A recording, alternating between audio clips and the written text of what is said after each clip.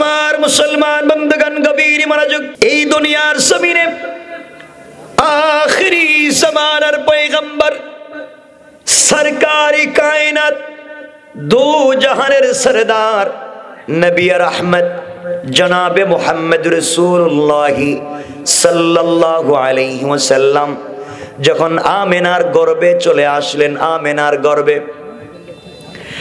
আমার নবীজি শুধুমাত্র কেবলমাত্র আমেনার গর্ভে এসেছেন।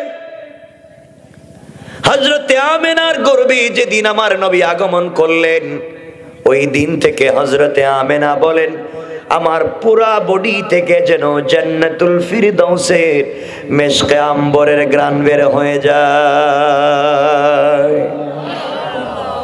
আব্দুল মুত্তালিব একদিন বাহিরে গেলেন, রাসূলের দাদা একদিন বাহিরে গিয়েছেন। শোনেন, মানুষ কথা বলতেছে, আমেনার স্বামী আব্দুল্লাহ কিছুদিন হলো ইন্তেকাল করেছে। আরবের রেওয়াজ ছিল, প্রথা ছিল, কোন স্বামী মারা গেলে তার স্ত্রী কখনো পারফিউম ব্যবহার করতে পারবে না, সুগন্ধি ব্যবহার করতে পারবে না। মানুষ বলতে লেগেছে, আব্দুল মুত্তালিব, তোমার ছেলের বউ আমেনা পারফিউম নিয়ে ঘর থেকে বের হয়, সুগন্ধি শরীরে লাগিয়ে ঘর থেকে বের হয়ে যায়। এটা তো আমাদের আদর্শের সঙ্গে মিলে না, আমাদের চরিত্রের সঙ্গে যায় না, এটা কেন করে? আব্দুল মুত্তালিব বাসায় আসলেন, নিজের স্ত্রীকে ডাক দিয়া বললেন, শোনো, আমেনাকে ডাক দিয়ে আমার কাছে নিয়ে আসো। আমেনার কাছে আমি জানতে চাই, আমার ছেলে মারা যাওয়ার পরে সে কোন শরীরে সুগন্ধি লাগিয়ে বাহিরে যায়? আব্দুল মুত্তালিবের স্ত্রী বলতে লাগলেন, স্বামী আমার, আমিও কয়েকদিন থেকে আপনাকে বলবো বলবো বলতেছি, কিন্তু বলতে পারি না। আমি যখন দেখি আমেনা গোসল করবার জন্য রুমে ঢুকে যায়, গোসল করে যখন বের হয়ে যায়, আমি তখন গোসল করতে ভিতরে ঢুকে যাই। ভিতরে গিয়ে দেখি পানি এবং পুরা বাথরুম ওয়াশরুমের প্রত্যেকটা জায়গায় কে যেন জান্নাতি মিশকে আম্বর লাগিয়ে দিয়েছে। আমিও তো জানতে চাই, আমিও শুনতে চাই, এটা কোথা থেকে পেল? এটা তো আরব এবং আজম কোন জায়গার সুগন্ধি না। হযরতে আমেনাকে ডেকে আনা হলো। আমেনাকে কাছে বসিয়ে আব্দুল মুত্তালিব বললেন, বলো তো, বলো, তোমার কাছ থেকে জানতে চাই, তুমি সুগন্ধি কোথায় পেলে? হযরতে আমেনা চোখের পানি ছেড়ে ডাক দিয়া বলছেন, বাবা, কসম সৃষ্টিকর্তার, আমি আমার শরীরে সুগন্ধি লাগাই নাই, আমি আমার শরীরে কোনো আতর, সেন্ট, পারফিউম ইউজ করি নাই। যেই দিন থেকে মনে হয়েছে আমার পেটে সন্তান এসেছে, ওই দিন থেকে অটোমেটিক বুঝতে পারি আমার বডি থেকে মেশকে আম্বরের গ্রান বের হয়ে যায়। আল্লাহু আকবার বলেন। আব্বাজান, শুধু তা না, আমি পানি আনার জন্য কূপে যাই, কূপ থেকে আমি পানি নিয়ে আসি খাওয়ার জন্য। আমার সন্তান আমার পেটে আসার পরে আমি যখন পানি আনবার জন্য কূপের কাছে যাই, দড়ি লাগানো বালতি যখন কূপের নিচে ফেলে দিয়ে টান দিয়ে পানি আনবার চেষ্টা করি, কিন্তু সন্তান পেটে আসবার পরে কূপের কাছে যাওয়ার পরে আব্বা জান কেমনে কেমনে ওই বালতি নিজের থেকে কূপের ভিতর থেকে পানি এনে আমার সামনে হাজির হয়ে যায়। আওয়াজ হয়, পানির ভিতর থেকে আওয়াজ আসে, ও আমেনা, সরকারি কায়নাত দু জাহানের সরদার হাবিবুল্লাহকে পেটে নিয়ে এত কষ্ট করে কূপের কাছে এসে পানি নেওয়ার প্রয়োজন ছিল না, পানির প্রয়োজন পড়েছে, আমাদেরকে জানাতে পারতে, বলতে পারতে, আমরাই আমাদের পক্ষ থেকে বাড়ি পর্যন্ত পৌঁছে দিতাম। সুবহানাল্লাহ, জোরে পড়েন। আব্বাজান, শুধু তা না, আমার সন্তান আমার পেটে আসার পরে আমি যখন রাস্তা দিয়ে হাঁটি বের হয়ে যাই, কোথাও যেতে চাই, ওই সময় রাস্তার দুলি কণাগুলো আমাকে সালাম জানায়। আব্বাজান, আমি যখন রুদ্রের টাইমে কোথাও হেঁটে যাই, তখন দেখি আকাশের মেঘমালা আমাকে ছায়া দিয়ে যায়। সুবহানাল্লাহ। হযরতে আমেনা বলছেন, আব্বাজান শুধু এই কথা না, আরো আছে। যেই দিন আমার সন্তান আমার পেটে এসেছে, ওই দিন আমি স্বপ্নে দেখি 4 জন মহিলা আমার ঘরে হাজির হয়েছেন। একজনের নাম জানি না, আমি 3 জনের নাম বলতে পারি। আব্দুল মুত্তালিব বলেন, কারা এসেছে তুমি আমাকে বলো। আমেনা বলছেন, আব্বাজান আমার সন্তান পেটে আসার পরে যেই 3 জন মহিলাকে আমি চিনি, একজন এসেছেন হযরতে ঈসা আলাইহিস সালাতু ওয়াস সালামের মা মারিয়াম। আরেকজন মহিলা এসেছেন, তিনি হলেন ফেরাউনের স্ত্রী হযরতে আসিয়া। আব্বাজান আরেকজন মহিলা এসেছেন, তিনি মুসার বোন কুলসুম। তারা এসে আমার কপালে চুম্বন করলেন আর ডাক দিয়া বললেন, আমেনা তোমার পেটে সরকারে কায়নাত এসেছেন, আহলান সাহলান জানাতে এসেছি। জান্নাতে তিনি আমাদের স্বামী হবেন। তোমার কাছে রব আমানত পাঠিয়ে দিচ্ছেন, খবরদার সরকারে কায়নাতের সঙ্গে কোনোভাবে বেয়াদবি করা যাবে না। কোন সুবহানাল্লাহ। কথাগুলো বুঝবেন। এই রাসূলের বরকত কেমন ছিল। এক পর্যায়ে নবীজি যখন পৃথিবীতে আগমনের সময় হয়ে গেল, এই ঘটনাগুলা বললে আমরা 40 বছরে যেতে পারবো না। এই জন্য সংক্ষেপ করে করে সামনের দিকে যাই। সরকারে কায়নাত যেদিন পৃথিবীর জমিনে আগমন করবেন, আমেনা বলতে লাগলেন, যেদিন বিশ্বনবী পৃথিবীর জমিনে আগমন করেছেন, দুনিয়ার মহিলাদের সন্তান জন্ম নিলে ব্যথা হয়, কষ্ট হয়, সন্তান নাপাক তাকে পরিষ্কার করতে হয়। কিন্তু যেই দিন আমার কলিজার টুকরা সন্তান পৃথিবীতে আগমন করেছে, সাধারণ দুনিয়ার নারীদের মতো আমার কষ্ট হয় নাই, আমার ব্যথা হয় নাই। আমার সন্তান অপবিত্র ছিল না। আর আমার সন্তান পৃথিবীতে একমাত্র কেবলমাত্র নার কাঠা, নাবি কাঠা অবস্থায় পৃথিবীতে আগমন করেছে। কোন সুবহানাল্লাহ। আমেনা বললেন, সন্তান পৃথিবীতে জন্ম নিয়া তাশাহুদের সূরতে বসে শাহাদাত আঙ্গুলি উপর দিকে যখন ইশারা করে দিয়েছে, কি যেন বলছে আমি জানি না। রব বুঝাতে চাইলেন, শোনো রে, গোটা দুনিয়া অন্ধকার ছিল, আমি আমার বন্ধুর জন্মের মাধ্যমে শাহাদাত আঙ্গুলি উপরে ইশারা করবার মাধ্যমে গোটা দুনিয়াকে তার রহমতের মাধ্যমে আলোকিত করে দিয়েছি। কোন সুবহানাল্লাহ। উনি হচ্ছেন আমার নবী, আপনার নবী, বিশ্ব নবী। দুনিয়ার জমিনে আগমন করলেন। আগমন করবার পরে কি বুঝাতে চাই ভালো করে শুনেন। সর্বপ্রথম নবীজি জন্মের এই খবরটা আবু লাহাবের কাছে পৌঁছে গেল। তার দাসী খবর নিয়ে বুঝাইয়া দিল, আপনার ভাতিজা হয়েছে, আব্দুল্লাহর ছেলে হয়েছে, আব্দুল্লাহ পৃথিবীতে নাই। আবু লাহাব এই খবর শুনে নিজের দাসীকে আজাদ করে দিয়েছে, নিজের বাদীকে আজাদ করে দিয়েছে, তো খুশি হয়েছে। নবীজির জন্মে তো খুশি হওয়ার পরেও আবু লাহাব জান্নাতি না জাহান্নামী? কথা বলেন। আবু লাহাব নিজের বাদীকে, দাসীকে আজাদ করে দিয়েছে, নবীজির জন্মের খবর শুনে এত খুশি হয়েছে, এরপরেও জাহান্নামী। এর কারণ হলো তার জিন্দেগিতে রাসূলের সিরাত ছিল না। ঠিক কিনা বলেন? এজন্য শুধুমাত্র কেবলমাত্র আশিকে রাসূল হলে চলবে না, আমাদের বাস্তব জীবনে রাসূলের সুন্নতকে বাস্তবায়িত করতে হবে। ঠিক কিনা আওয়াজ করে বলেন। আমার বন্ধুগণ,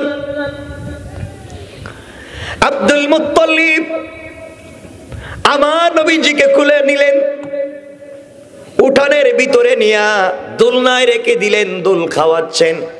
হঠাৎ করে তাকায়া দেখেন আসমানের দিকে, আসমানের চন্দ্র এবং সূর্যগুলা দ্রুত গতিতে নিচের দিকে আসতেছে।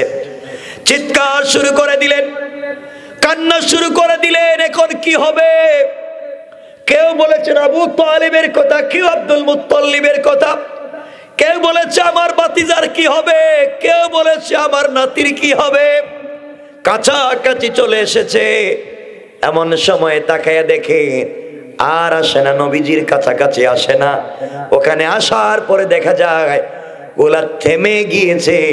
আর নবীজি যখন মাথাটা নড়ায় তখন আসমানের চন্দ্র নড়তে থাকে।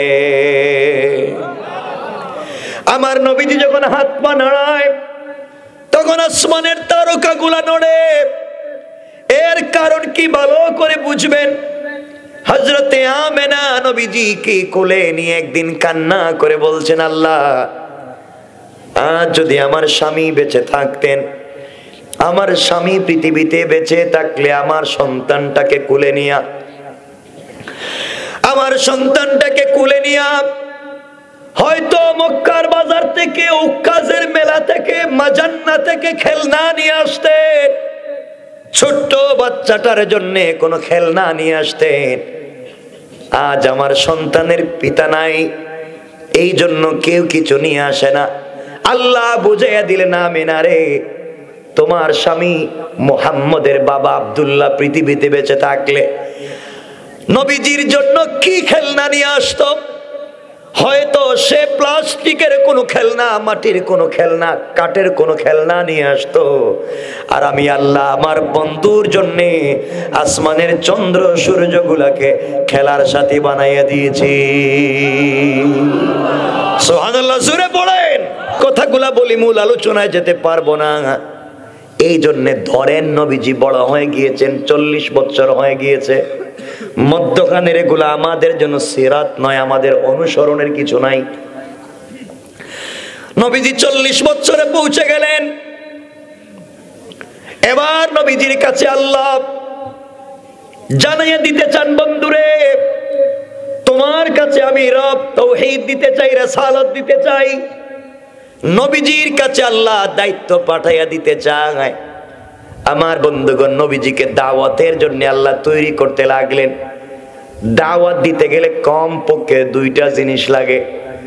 এক নাম্বার হলো কিছু ক্ষমতা লাগে, কিছু পাওয়ার লাগে। ক্ষমতা ছাড়া সব জায়গায় দাওয়াত দেওয়া যাবে না, বলেন। নবীজির তো ক্ষমতা নাই। 2 নাম্বার, দাওয়াত দিতে গেলে পয়সা লাগে। দূর দূরান্ত পর্যন্ত দাওয়াতে যেতে হলে টাকা খরচ হবে। নবীজি গরিব, কোথায় পাবেন? আল্লাহ রাব্বুল ইজ্জত ওয়াল জালাল বন্ধুকে দুটো জিনিস দিলেন। আল্লাহ বুঝাতে চাইলেন, বন্ধুরে, ও বন্ধু, দ্বীনের দাওয়াত দেওয়া কষ্টের ব্যাপার। দ্বীনের দাওয়াত দেওয়া কষ্টের ব্যাপার।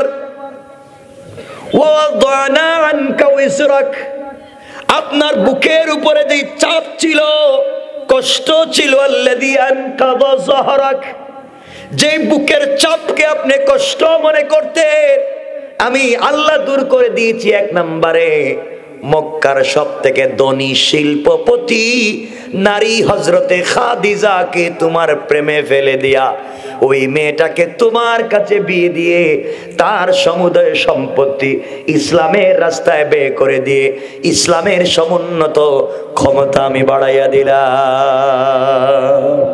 সুবহানাল্লাহ, জোরে পড়েন না। মুহাম্মদ দ্বীনের দাওয়াত দিতে ক্ষমতা লাগে। তোমাকে এমন একটা বংশে দিয়েছি যার নাম কুরাইশ। সমাজে তাদের পাওয়ার আছে, ক্ষমতা আছে।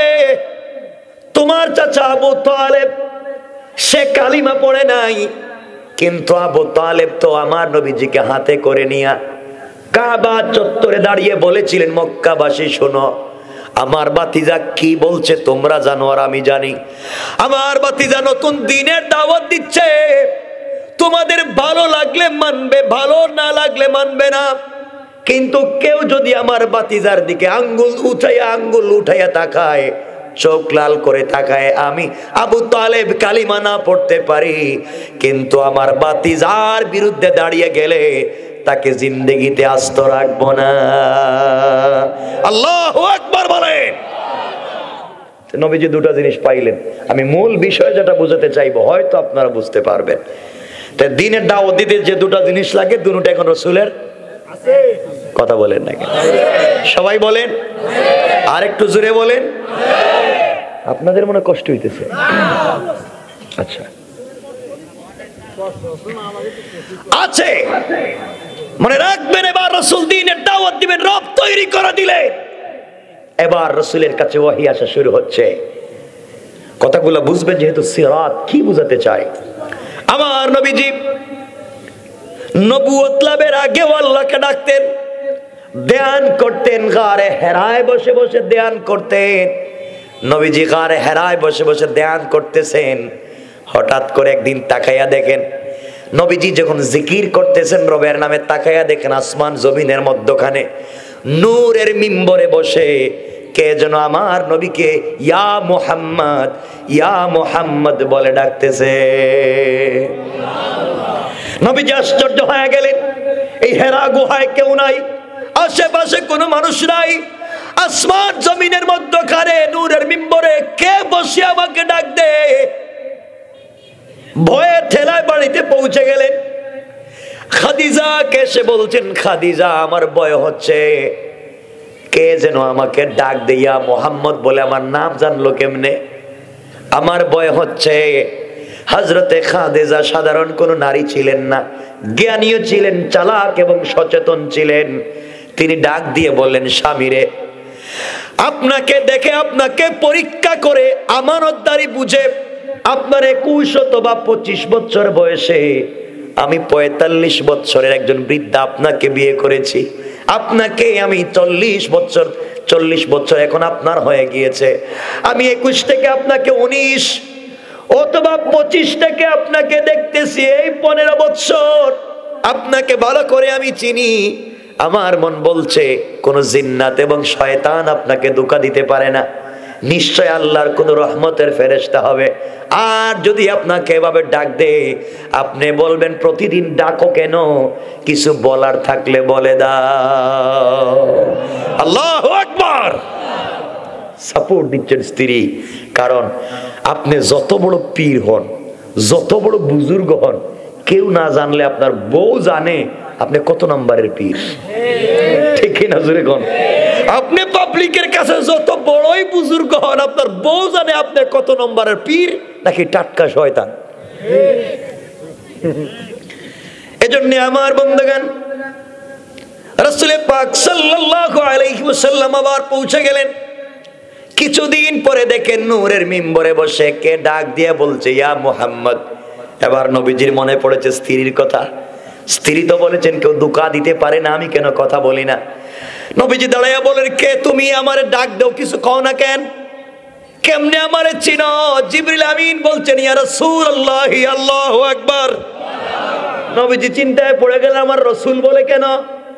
ইয়া রাসূলুল্লাহ, আমি আল্লাহর পক্ষ থেকে জিবরিল আমিন এসেছি।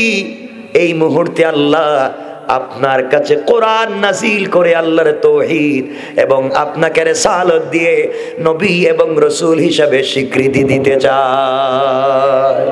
আল্লাহু আকবার।